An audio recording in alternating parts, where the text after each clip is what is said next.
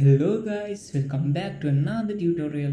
In this tutorial, we are going to learn how to see Instagram notes. Instagram note option is not available for all users in the world. It's not available for some regions.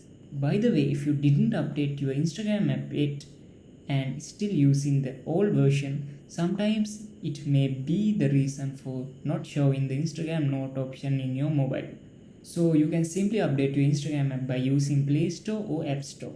To do it, open your App Store and type and search for Instagram. If there is any update, it will show here as update.